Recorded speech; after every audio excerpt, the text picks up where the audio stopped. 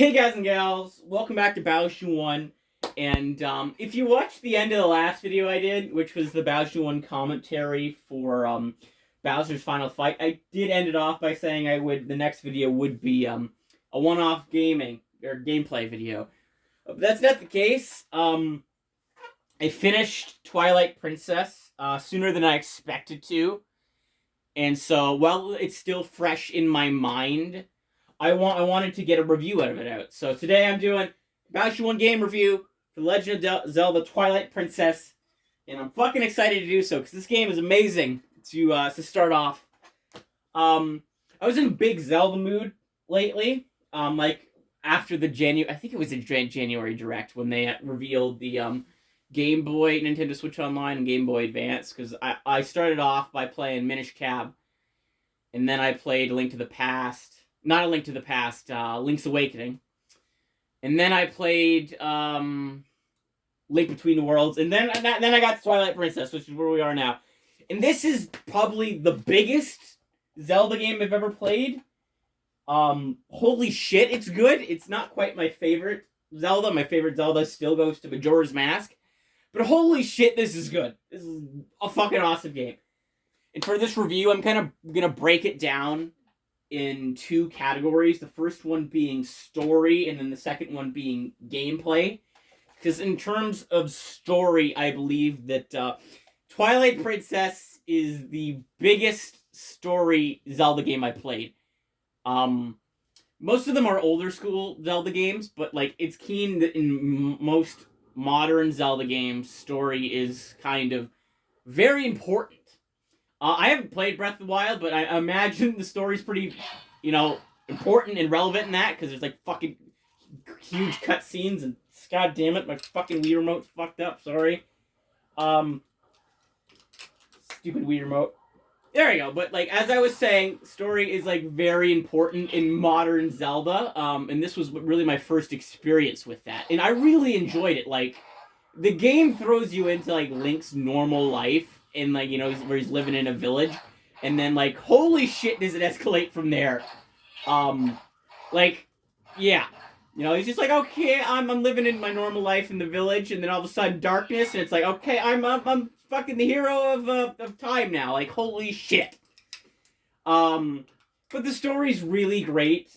I really did enjoy it, and it's just like it goes into shocking twists that you don't expect. Like when Midna is revealed to be like the princess of the Twilight Realm, I was sitting there and I was like, I did not expect that. Holy shit. And then, they brought Ganondorf into it, which was, as I was playing this game, it was probably through my third dungeon. I'm like, isn't Ganondorf supposed to be in this? I mean, like, for Smash Bros. Brawl, isn't that the design from Twilight Princess? Where the fuck is Ganondorf at? And then we get to the point where, after the fourth dungeon, like the sand dungeon, we figured out that, he was, like, fucking banished. And, holy shit, this game is, like, gotta have the most badass and fucking insane Ganondorf I have ever fucking seen. And I love it. I'm here for it. So, yeah. Put it lightly to sum up the story. Holy shit. You're in for a wild ride. I already fucking spoiled some important plot devices. But, like, if you have not played it, you should. It's fucking amazing. If you're not, like, familiar with Zelda's story like I am, you're in for a treat with this one. It's fucking awesome. It's great. But another part for the story, which is the characters, which I think... Oh, fucking mini-boss. I was not ready for this. There's two routes of this temple, and I took the right side, and I figured for this review I would go to the other side because I hadn't done it. But I didn't know there was a fucking mini boss on the other half, so shit. But anyway, back to characters. This game has a great selection of characters. One of the reasons I love Majora's Mask so much is because of the characters. The fucking side quests in that are beautiful, and I love how in such fucking trying situations you get very familiar with characters, seeing how they're coping with the fucking moon falling. In this game, I fucking love the characters, because it's sort of the same things going on, except the moon's not falling, they're just dealing with some fucking insane shit going on, like darkness and all the twilight and all that fucked up shit that they're not familiar with. Like the kids, I really did enjoy the kids, especially how they like, they look up to Link, especially that one kid that his father says that he needs to, needs to be more like Link, and he'll grow up doing that. It was really cool and inspiring to see that happen, especially when this guy, in fact, that gave me the key right now, he shows up and he's fucking running through Kakariko Village, and the kid I was just talking about, he shoves another one of the kids out of the way to save her, and it's just like, oh, that's fucking awesome. I love this character development. And the other kids are really cool, especially Milo. I fucking love Milo, especially how he's like he's just a kid, and then he starts fucking running a shop. And it's just like great, and then he starts expanding it to fucking Castletown, and I just fucking love it. It's like it's great. Like he's just a kid, but he's like so fucking involved in business and all that, and it's great. And then I fucking forget her name, but she gives Link the horse call. I really loved her sort of relationship with Link. How they're just like very close friends, but they're kind of like bickering that. As you can see when she gets all pissy when you're like, what the fuck? You're going too hard on Epona in that. And, it's just like when she loses her memory in the cutscene when she gets it back. Oh, it's so sweet. And I love it. And, the kids are some of my favorite parts of the characters. But I'll get to my favorite character, Midna, who I didn't really know much going into the game about Midna. I didn't fucking know anything. And she starts off by being kind of a little bit bitchy towards Link. She's like, okay, we're gonna do this. I'm in charge. You're following me. But, when she figures out that, the kind of person that Link and Zelda truly are and how much they're willing to sacrifice to save Hyrule, it's like, okay, she starts to turn around, and that's when I really start to love her, because she's like, I'm here. I'm gonna help you, and we're gonna fucking save this shit together.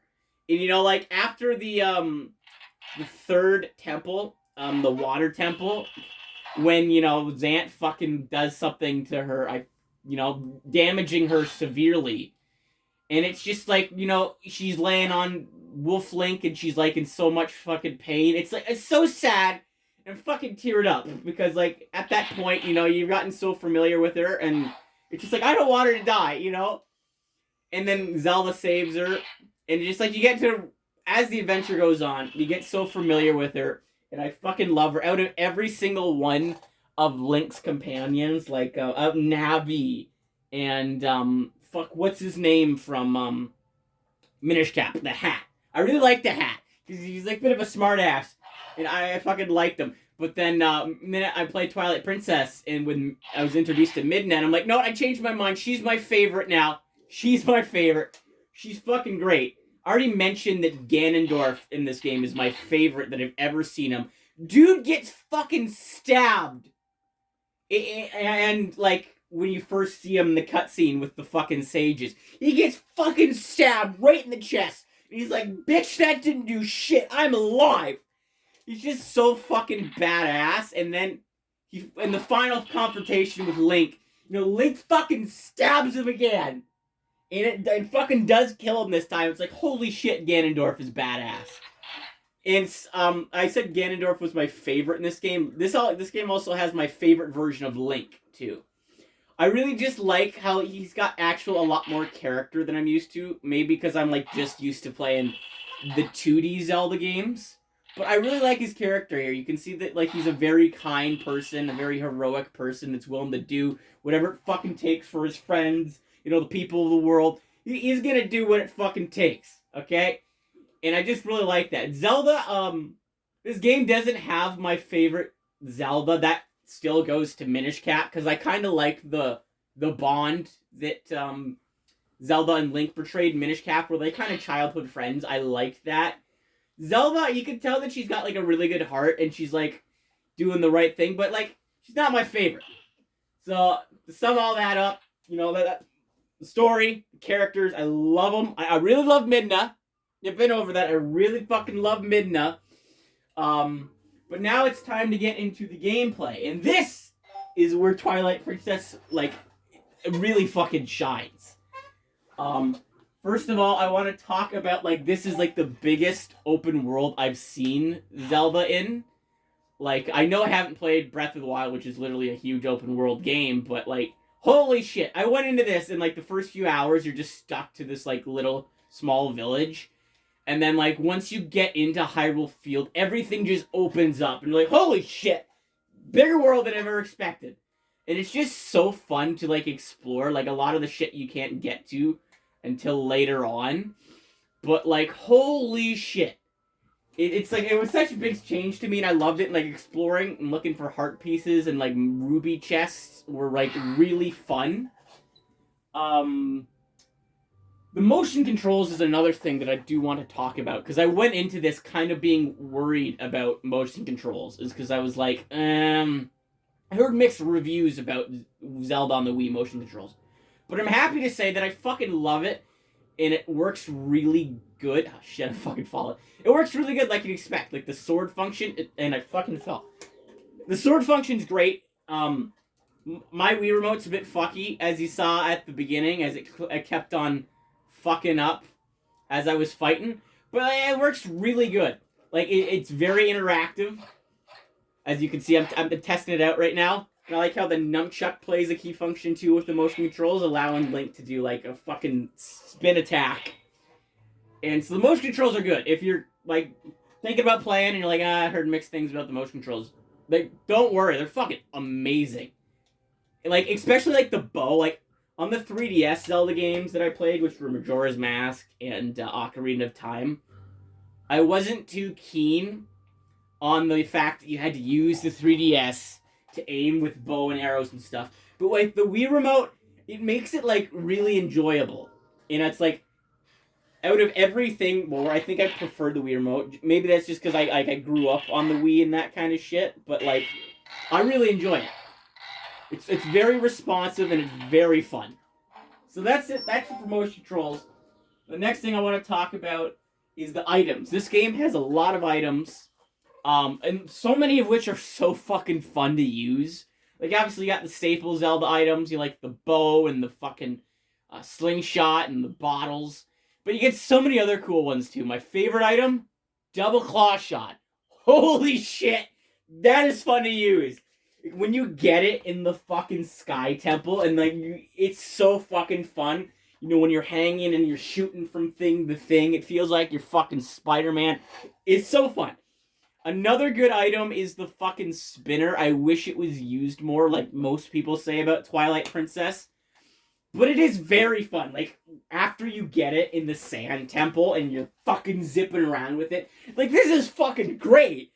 And then, like, you get out of the Sand Temple and you're like, okay, you only use it a handful of times after that. But it's like, it was fucking great.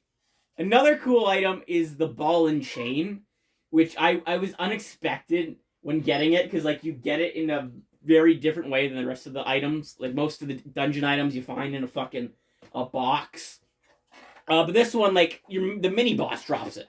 And it's so fucking fun. I love it when you're, like, fighting a mini boss or something, and you have to, like, fucking break the armor with the ball and chain. It is so fun. There's also the Dominion Rod, which is meh. It's probably the most mediocre item in this game. When you get it in the Temple of Time, I'm a little bit disappointed, because I'm like, the rest of the temple is you having to escort a fucking statue to the bottom. It's like, oh, I like the first part of the temple when you're climbing all the way to the top, but now the second part's kind of eh. So the mini rod's kind of mediocre. But the rest of the items are really fucking fun and enjoyable. Gotta love the double claw shot. I fucking love the double claw shot. And now that we're talking about items, I think it's a great time to transition into dungeons. Trying to exit the fucking... There we go. I'm in one right now, the last dungeon. I don't know if it's considered a mini dungeon or not, but this Twilight Princess has my favorite Zelda dungeons ever. I love Majora's Mask dungeons. I specifically, Snowhead, and my favorite dungeon of all time still goes to Stone Tower. I fucking love Stone Tower. But Twilight Princess has really good dungeons. I went into this knowing, like, nothing about the dungeons, but holy shit, they're the best in, like, the fucking franchise that I've played so far. I really love them. Love how each of them has a fucking theme, and I can't make that jump for some reason. It's really bugging me, this jump. But like each of them have a fucking theme. The first one, you're trying to get to all the monkeys so that they can help you so they can help you progress. I'm gonna fucking pause it to make this jump. It's pissing me off. No, fuck it. I'm just gonna leave the temple anyway. But back to dungeons. I probably gotta leave the room. Okay, back to dungeons. As I was saying, the first one you gotta track down monkeys so that they can help you get to the end of the temple, and that one's really cool. I love the second temple. Like I went into it, and I'm like, oh, I fucking hate this temple, for the simple reason of it had to make a lot of precise jumps, which if you've been watching this video, you know that I suck at. I suck at a lot. Like the first bit of the dungeon, like the first 2-3 rooms, had to deal with precise jumping, and I was gonna be like, I'm gonna fucking hate this dungeon, aren't I? And then you get to the part where you're fighting the mini boss. Actually, no, it's before the mini boss. You're using the iron boots, which I thought when you got this item, okay, it's just gonna be like, using them for like moving heavy shit. Like as you can see in the first part, when you get them, you use them to fucking push the Gorons. But no, they're actually like magnetic, and you can walk on walls and shit. And as I was playing this dungeon, I'm like, I fucking love this function. I did not expect it at all, but this actually made this dungeon so much better. Yeah, you get the hero's bow in it, and it's just like the whole wall walking mechanic makes the second dungeon for me. And the third dungeon, it's got to be like the only dungeon that I really don't like in this game, because it's a water dungeon. I played Ocarina of Time's Water Temple. I was sort of like, it wasn't as bad as people stated. Then I played this game's water dungeon. I'm like, this game's water dungeon, no shit. I mean, no joke. Took me 5 hours, and like, because I tried my best not to use a walkthrough. That's what I do when I play Zelda games. It's like I'm not gonna do it. I'm not gonna do it. And I got stuck on the simplest part because I did something I wasn't supposed to. I cheesed an area that I thought, okay, like I was supposed to do it that way, but no, I cheesed it, and I got to the mini boss before I was supposed to. And then it just sort of fucked over my whole experience with the temple, because I was walking around and I'm like, okay, what the fuck am I supposed to do? It's because I did a part that I was supposed to do later on than I did it. It's kind of annoying how you always have to go through the temple. You gotta equip the iron boots to get to the bottom, and then you gotta go in the menu and you gotta keep equipping your Zora armor so you can breathe. And it's just annoying. But the mini bosses in the dungeon, was actually a lot better than, not the mini boss, the actual boss. It was a lot better than I expected.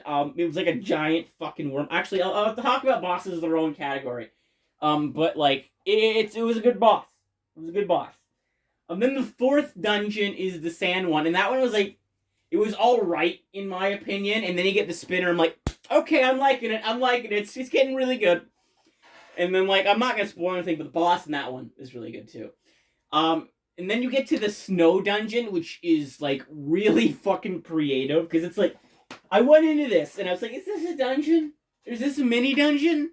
And then I'm like, there's like only 3 floors. I was thinking, okay, this might be a mini dungeon. Nope, it's a full-on dungeon, and I fucking love it. Because it's like, it's a house. It's like a huge mansion, and like you gotta get you're looking for the mirror shard, right? And the wife of the fucking mansion is telling you where it is, but she's sick, so she's fucking up, and she's like, is it in this room? Is it in this room?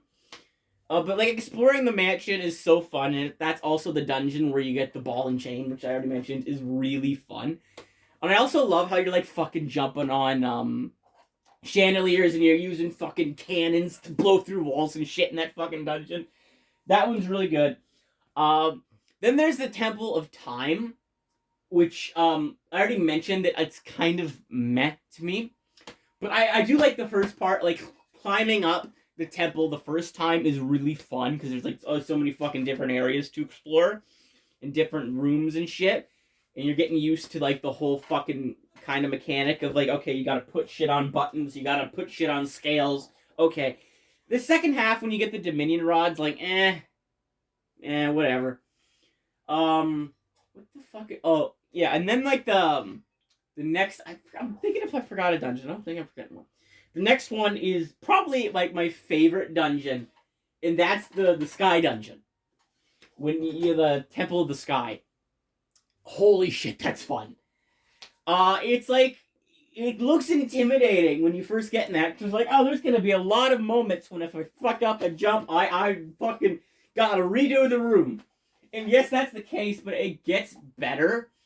It's like you might get confused the first time, like I did in it, but once you get to the middle part, when you get the double claw shot, the double claw shot and this dungeon's boss make it one of my favorite dungeons ever. Holy shit. I love the double claw shots. And then there's sort of the last... Oh shit, I'm skipping one. There was the... it's kind of a mini dungeon, but it's like Twilight Castle. That one is kind of cool, because it's got like a different mechanic where you've got to carry this like ball of light to the beginning of the dungeon, and then you got like one of those fucking old school Mario 64 hands, or I guess like the best example would be like the crawlers from the Zelda franchise, you know, the one in dungeons that if you stand in one place, they'll come down and grab you and bring you to either the beginning of a room or the beginning of the dungeon. It's like that, and except they're after the ball that Link's carrying. And so you gotta be quick, and you gotta solve puzzles and attack enemies, all while making sure this thing doesn't grab that ball. And it sounds like very confusing, but it's actually like really fun. And it's like the boss. Once again, all the bosses Twilight Princess are fucking great. I fucking love them. The boss on that one's really good too. And then there's the dungeon I'm in, which, let me exit the menu again. God damn it. There, minus button. Which is, you know, usually, if you play a Zelda game, you know that the last dungeon is usually going to be Hyrule Castle. And that's the case for this one. This dungeon's alright. I'd probably classify it under mini dungeon, just like Twilight Castle. But it's got a lot of unique moments to it, a lot of mini bosses, including the one that I fought earlier on in this video that I totally missed. And I'm happy I got to fight him now. I didn't really get to enjoy it because I was talking while I did it. But it's still cool. There are a lot of... I like this room that, you know, where you gotta use the fucking Twilight, or the... fuck, what's it called? The sense. The Wolf Link sense to get through it. There's a part later on when you're... Because there's a few other staircases after this one that I can't get to at the moment because they fucking suck. I don't know why I'm struggling with it now. When I first played this dungeon, I got through that staircase fucking first try. But there's another spot after, another staircase, when you get to use the spinner again, which is really cool. And this dungeon's got a lot of cool mini-bosses, like, what are they called? The knights. The kind of knights. I can't remember the name, but you don't fuck with them. Basically, they start off with a shit ton of armor, and they're, like, very slow, and they got a big sword, so you go in and you're breaking all their armor off. And then once you get all their armor off, they throw away their big sword and they grab a fucking, like, small katana. And then now they're so, like, fucking... They got so much skill and they're moving so quick. Those ones are really fucking cool. You got to fight the guy at the beginning, who I thought he got a kind of unique character to him. And then there was kind of like one of the smaller mini-bosses, which was like a kind of a fucking lizard with wings, and you got a hook shot his shield to drag him to you, and then you fucking hammer him with a fucking sword. And then you get to the boss, which, once again, I'll talk about the bosses in their own category, which starts now. But, like, once again, the staircase is going to bug me, so I'm going to give it another attempt off camera. This is sort of like a segue into the bosses. And once again, I want to get past the stairway. Okay, I actually did it. But before I get into the bosses, I totally forgot about a topic that I should have talked about when I was talking about the items, and that is Wolf Link. I don't know how I missed him, but this mechanic is really cool. When it first happens, you're kind of like, what? Because you're getting used to it, because you don't have a sword, you attack by, you know, just basically what I'm doing now, thrashing out. Later on, Midna gives you this attack, which allows you to attack all the enemies that are in the circle, which is really cool. And then you also have an attack where if you hold Z, you can latch on to enemies and just, like, bite them repeatedly. And that's really cool, but that's not where Wolf Link shines. It's just the sense mechanic, when you use the sense to find hidden things, you know, and dig in that. And there's the dig mechanic. The Wolf Link is really cool. I was very skeptical about it at first, but I grew, like, grew to really like it, and also I think it's like the fastest way to travel without Epona, which is really cool. And plus, you get to see Midna, and I already went over how much I love Midna. Midna's great. Why wouldn't you want more Midna? And now that I went over that section that I totally skipped, sorry, Wolf Lake, time to get to bosses. And I fucking love this game's bosses. The first one's kind of the worst one, but you expect that because it's like, okay, this one's gonna get me familiar with the bosses in the game. It's like a plant with 3 heads, and it takes advantage of your boomerang that you get in the dungeon. And I do say it's a good first boss to get you familiar with it. The second boss, the second dungeon is really good. I like the mini boss too, when you have to use the boots, the iron boots to fight them. To stick to the surface and fight them. It's really cool. The main boss of the dungeon. The second boss in the second dungeon is awesome too. Basically, he's got like this chain that you gotta grab and put the iron boots on and yank, and then he'll trip. And that's when you take, you just take the sword and you just fucking slam him over and over. And it's just like, oh, that I knew when I was fighting that. I'm like, okay, that boss is awesome. That boss is really fun. The third dungeon's boss is really cool too. It's like a giant eel.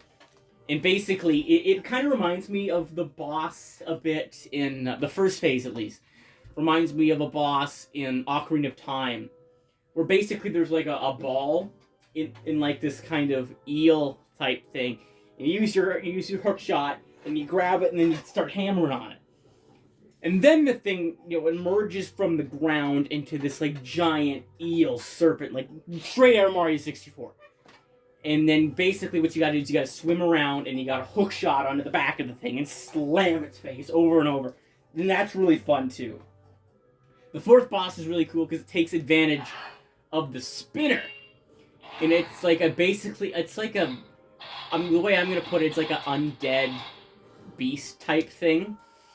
In the first phase, you gotta take the spinner and just slam it into its spine. And then in the second phase, it's really fun. It's just his head. It's like a floating head of the beast. And then, like the main train raises. And you gotta use the spinner on the train, and now that it's like basically kind of like a tower, and use the spinner to slam into the thing's head, defeating it. That boss is really fun, and I take perfect advantage of the spinner, which this game needed more of. It needed more of, and it sadly didn't get more of. The boss in Temple Time isn't my favorite. I'm not just saying that because I hate spiders. It might be. It's an alright boss, but fuck spiders. The boss at I forgot one. I skipped right over it to the Temple of Time. Is one of my favorite bosses too. Is the one in the fucking snow area, which is it's the wife that in the snow temple that was telling you, okay, this thing's here, it's here. No, it's here. Oh, you missed it. It's over there. Basically, the Twilight Mirror corrupts her and turns her into this beast. And basically, she's flying at you, and then she slams in the ground. And when she slams in the ground, you take the chain and you chuck it at her. And I love that. It takes perfect advantage of the dungeon item, just like the desert temple, and it's fantastic. Then there's the boss in Twilight. Oh, I'm skipping a dungeon again. Fuck, one of my favorite dungeons too, which is the what's its name? The Temple of the Sky. It is like might be one of my favorite Zelda bosses of all time, because you're literally fighting a dragon. And it's so cool. You're using like the double claw shot, which I've already mentioned how I clicked the wrong button. Double claw shot, which is like my favorite item of all time in Zelda. It is so fun to use. Maybe not all time, because I love the mask, the Majora's Mask, but God, you gotta love double claw shot. It's basically you're climbing up there's 4 pillars. You're climbing up the 4 pillars, and then you're shooting across onto fucking flying plant things. And then after the dragon, he's tired from breathing fire, you hook shot onto the back of it, you start fucking slamming it with your sword. It's great. It is so fun. God, the bosses in this game are fun. Then, finally, you get to Twilight Castle, you confront Zant, who is like the main villain of the game until you realize, oh shit, Ganondorf's here. His fight is really fun, and it does one of my favorite things in video games and media, which is like at the last bit of your quest, you kind of like to return to the places where you've been in the past. Like Super Mario does it in I think it's chapter 8-3 with Dimentio. When you're fighting him, he like teleports you to past locations of the game. The exact same thing happens with Zant. He teleports to various, I think it's the first 5 dungeons he teleports into when you're fighting him. And it's like, it's so fun. You basically, what you gotta do is use all the items that you've gotten to fight him. Oh fuck, click the wrong button again. You use the, I can't remember if you use the ball and chain, but I remember you use the Gale Boomerang on the first time with him, then you use the Iron Boots, then you gotta use the Zora thing. I cannot remember if you gotta use the ball and chain or not. I think you use arrows once too, and then finally, you gotta fight Zant with in the castle, like a fucking sword duel. And it's just like, oh, it's fucking really cool. And he's like fucking crazy because he's like whacking the swords all around and it's nuts. But oh boy, it feels good when you beat him. And then Midna uses the fucking 3 artifacts you got at the beginning of the game to fucking destroy him, which is badass. And then there's the final boss in the game, Ganondorf. And there's 3 phases to this one. The first phase is basically he uses Zelda as a puppet. And it's just like, it's every single Ganondorf fight you're used to, or, it's Zelda, I mean, not Zelda, well, yeah, I guess it is Zelda, because she's a puppet. Zelda, Link, playing tennis. Yeah, every single basic Ganondorf fight. Ganondorf shoots a powerful energy beam, Link hits it with a sword, and they play tennis until one of them gets hit. Simple enough, standard, first phase.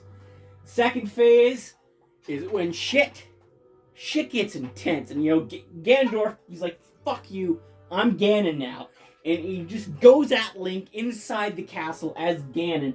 In the first phase, you gotta wait for him to run directly at you, and then take out your bow, and just fucking snipe him in his weak spot. And then he falls over, and he's got a weak spot in his belly where he got stabbed by the fucking sages, and then you just fucking lash at him with the sword.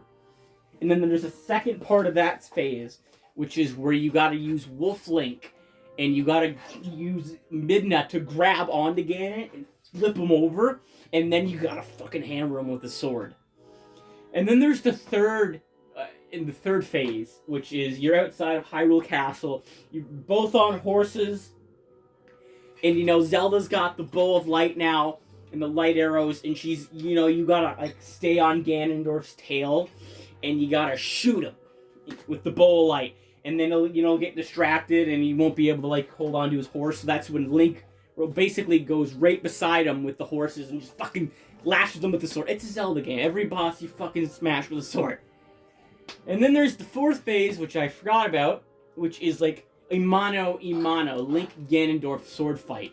It's not as cool as the Zant one, I would say, but it's story-wise, it's intense, and it's so cool.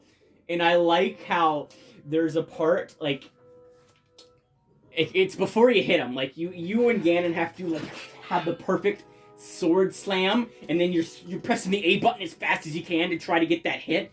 And, it hits Ganondorf, and that gives you the opportunity to fucking finish him off. It's like, oh.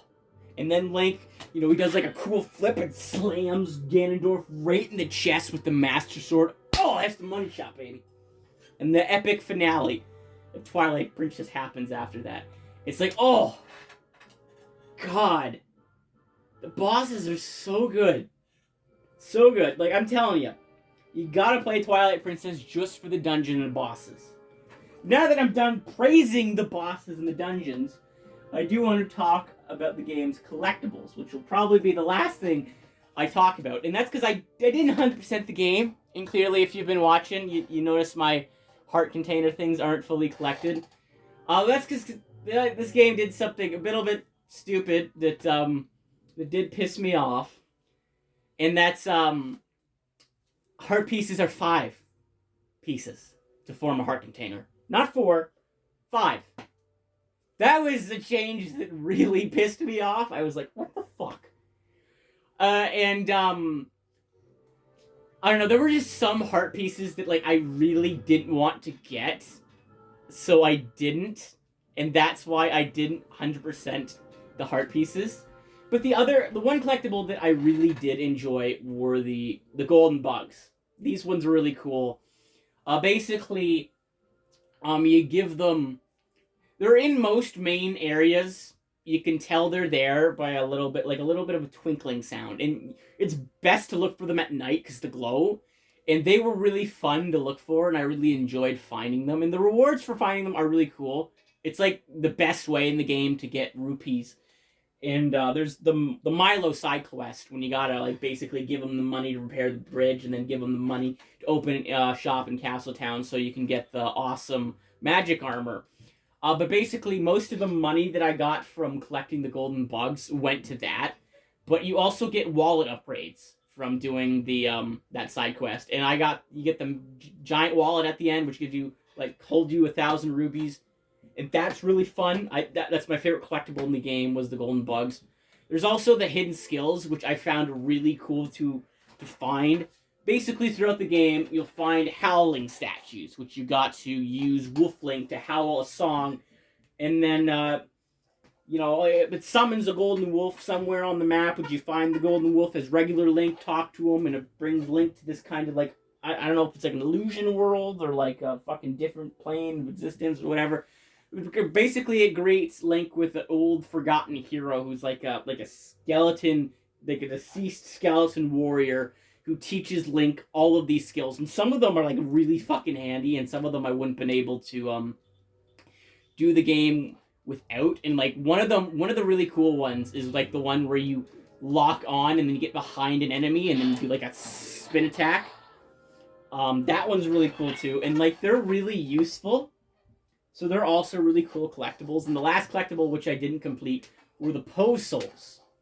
That's because I didn't know how many there were. At first I thought there was 20, but then it's like 60. And it's like, They were fun to find, just because they're hidden very well, and you use Wolf Link to find the pose. Well, you don't need Wolf Link, because you'll see a floating lantern as regular Link. But then you transform into Wolf Link, and then you can attack the Poe. And fighting a Poe is so much fun, because basically you finish him off by doing that bite attack I talked about, where Wolf Link latches onto the enemy and just fucking tears the soul out of it. And it's so cool. So the collectibles were okay. It's not my favorite Zelda game to collect. I really liked A Link Between Worlds in terms of collectibles. That one, if you're 100%er, you'll love it in terms of collectibles. With Twilight Princess, maybe not the best 100%ers like myself, but just play it for the fucking dungeon and the bosses. So I think I covered everything that I wanted to. I had a little sticky note here. Yeah, I think I did cover everything I wanted to. This isn't my favorite game review I've done. I feel like I was a little bit all over the place. And I was a little bit distracted. Because I like to do these game reviews with gameplay. And when I'm talking about something, serious that I want to go in depth into, it's a little bit hard to concentrate and play a game at the same time. So maybe I rambled on a little bit. But I hope you find enjoyment out of it. Because I had a blast in Twilight Princess, and I definitely recommend it. And for a final score, I'd say 9 out of 10. It's 9 out of 10. It's a great game. It's not 10 out of 10 like Majora's Mask. I think the annoying collectibles hold it down a little bit. And that's not saying much, because if I really wanted to, really bad, I would 100% it. But it's I want to leave this game off on a really high note. And so, just the story, the dungeons, the bosses, the gameplay, fantastic. And so, the game itself deserves a 9 out of 10. But I think that's going to end this game review, and next week, on Friday, the next Batch Doing Extra content that is going to release is going to be a tier list. I'm hoping to do a Zelda game tier list now that I have reviewed Twilight Princess. So I'm thinking about doing a Zelda game tier list and a video game media tier list. What that means is like a tier list of video game movies and TV shows. I feel like it would be a great time to do it with the release of the Mario movie, which I haven't seen now because I'm recording this on April 1st. So I haven't seen it, but I am going to see it day one. So I think that would be, now with the release of that, it would be a good time. Plus, Tetris the movie came out, and I actually just watched that today, and that was really good. So yeah, anyway, next Friday, getting the Zelda game tier list and a kind of like a video game, movies, and TV show tier list. But anyway, thank you guys and gals so much for watching. I hope you enjoyed this video. I really hope I didn't ramble on too much, and I hope you were able to get my point. Twilight Princess is fantastic. I love Midna. But yeah, anyway, thank you guys and gals so much for watching. I hope you enjoyed, and remember, you're all awesome. Bye-bye.